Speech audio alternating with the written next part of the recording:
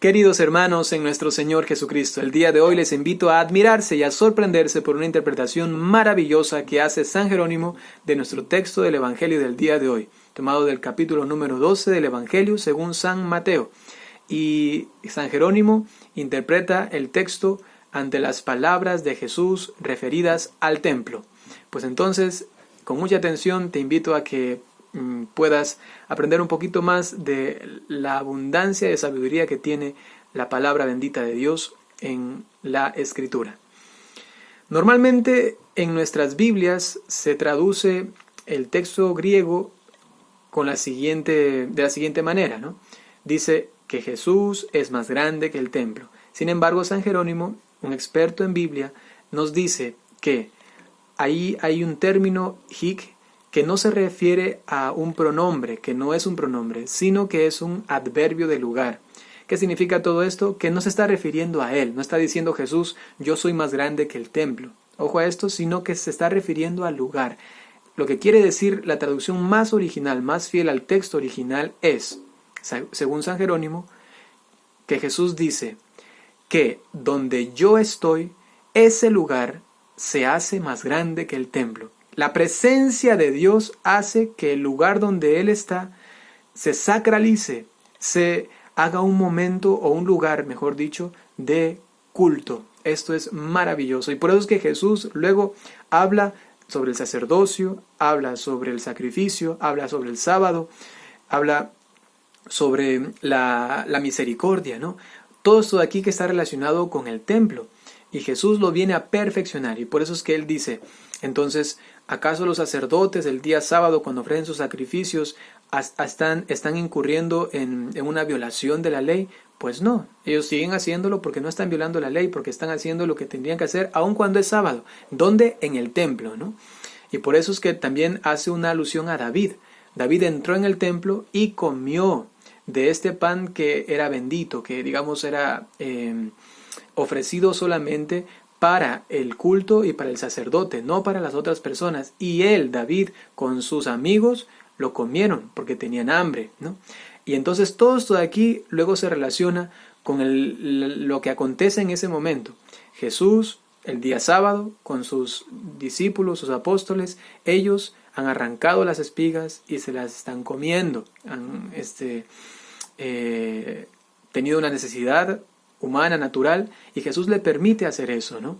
Eso quiere decir que en ese lugar, ese campo donde ellos se encontraban, ese lugar se convertía en algo mayor que el templo. ¿Por qué? Porque Jesús estaba presente allí y se estaba dando allí ahora un culto a Dios en el día sábado, un culto a Dios, porque es el día del Señor, ¿no? Es un día de descanso. ¿Para qué se descansaba? Para entonces dedicarlo más a Dios, ¿no?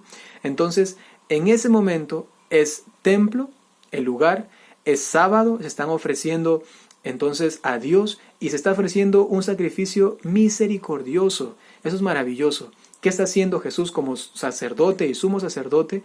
Él está ofreciendo ahora a sus discípulos, a sus convidados, alrededor de esta nueva mesa que de alguna manera se intuye por el hecho de la comida, ¿no?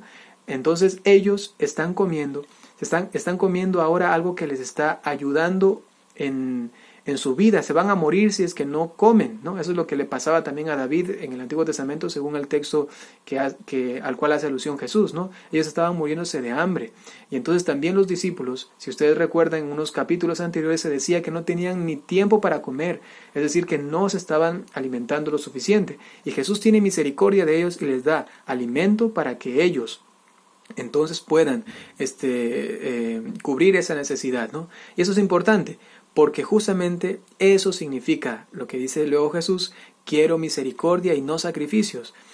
En ese momento está haciendo Jesús una ofrenda de estas espigas para que ellos las coman, ¿no? Y entonces ese es el nuevo culto a Dios, ¿no? Que consiste en la misericordia. Sin embargo, ojo a esto, Jesús no está diciendo que ya no quiere sacrificios nunca más, sino que está refiriéndose a que los sacrificios puramente exteriores no sirven para nada. Y es lo que pasaba en el templo de Jerusalén. ¿Se hacían sacrificios? Sí. ¿El día sábado? Sí. ¿Por quién? Por los sacerdotes, sí. Pero esos sacrificios, ¿en qué consistían? En coger un animal matarlo, coger unas presas, llevárselo a su casa y hacer su comidita y tener una buena cena. Se procuraban más bien su bienestar propio, ¿no? Y eso no era realmente misericordia, no era por el otro, no era para ayudarle a la otra persona. Entonces Jesús está diciendo, ahora yo hago que donde yo estoy, ese lugar se convierta en el nuevo templo, que allí se va a ofrecer el nuevo sacrificio. Y entonces si vamos a la carta a los Hebreos, vemos en el capítulo número 10, versículo número 12, dice que Jesucristo ofreció un sacrificio. ¿Y el sacrificio qué fue? ¿O en qué consistió? En ofrecerse a sí mismo. Aquí en Jesucristo se da la conjunción perfectísima de la misericordia y del sacrificio, porque Él mismo es un templo donde en Él mismo se ofrece, ¿no? ¿Se ofrece qué? El culto a Dios Padre por medio de un sacrificio misericordioso. Él mismo se entrega, ¿no? La presencia de Cristo hace que ese lugar se convierta en algo mucho más grande que el templo. Esto es maravilloso, ¿no?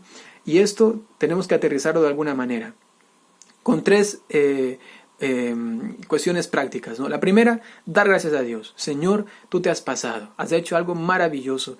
Entiendo que en cada misa se ofrece ese sacrificio misericordioso por mí, porque si un día quisiste satisfacer la necesidad que tenían tus discípulos por el hambre, ahora quieres satisfacer completamente mi vida con un alimento espiritual, que es tu propio cuerpo y tu propia sangre, tu alma y tu divinidad, dada a mí en cada Eucaristía, en cada misa. Primero, acción de gracias. Segundo, nuestras casas. ¿Cómo están? ¿Realmente vivimos con Jesús? ¿La presencia de Jesús está allí? ¿Realmente nos creemos las palabras de que Dios está conmigo? Pues si está contigo, ese lugar se tiene que sacralizar. ¿Cómo están tus cosas en la casa? Eso es importante porque tenemos que aprender a realizar también un culto en el hogar. Nuestras casas deben ser templos de Dios también. Tienen que haber figuras cristianas, inclusive es muy recomendable el agua bendita. Hay que tener un altarcito, no para la televisión, no para la computadora, sino para la Biblia, para la palabra de Dios, para rezar el rosario. Eso es importante, rezar antes de comer, después de comer, cuando nos levantamos, cuando salimos de la casa, sacralizar, experimentar la presencia viva de Dios que está allí en el hogar. Esto es maravilloso, según la interpretación que hemos hecho el día de hoy. Y tercero, la tercera recomendación es también nosotros aprender a hacer un sacrificio misericordioso. Ten cuidado, el día de hoy, por ejemplo, es viernes, debes hacer abstinencia. Y si te abstienes de comer algunos alimentos, no es solamente para guardarlos para comértelos mañana. Eso no es un sacrificio misericordioso. Eso solamente es un puro sacrificio al cual Dios no le agrada, ¿no? Más bien Él dice, yo no quiero eso, ¿no? Quiero misericordia, que el sacrificio sea misericordioso, es decir, que si no como algo es para compartirlo con el otro, que si dejo de utilizar esto es para darle a esta persona, ¿no? Es importante que nosotros recapacitemos y reflexionemos sobre este sacrificio misericordioso. Listo, resumamos sencillamente diciendo que las palabras de Jesús se entienden como un adverbio, el adverbio hic, ¿no? Que significa un lugar. El lugar donde está Jesús, ese lugar se hace mayor que el templo y entonces ahí hay que dar culto a Dios, ¿no? Segundo, tenemos que aprender a convertir nuestras casas en casas de la presencia viva de Dios. Tercero, demos gracias a Dios por todo lo que ha hecho, sobre todo por su sacrificio misericordioso. Y por último, aprendamos de Él a ofrecer también nosotros sacrificios misericordiosos que realmente ayuden a los demás y también saque una sonrisa a Dios por comportarnos cual Jesucristo se comportó aquí en la tierra. Vamos a pedir a nuestra Madre Santísima la gracia de poder profundizar en la palabra de Dios. Ahora dispónganse para recibir la bendición. El Señor esté con ustedes. Les bendiga Dios Todopoderoso por intercesión de la Santísima Virgen María, San José y todos los ángeles y santos. En el nombre del Padre y del Hijo y del Espíritu Santo. Recuerden que esas predicaciones no son para entretenimiento, sino para formación. Denle me gusta, compartan. Recuerden que están ayudando muchísimo así a la evangelización en las redes sociales. Hasta pronto. Comenten.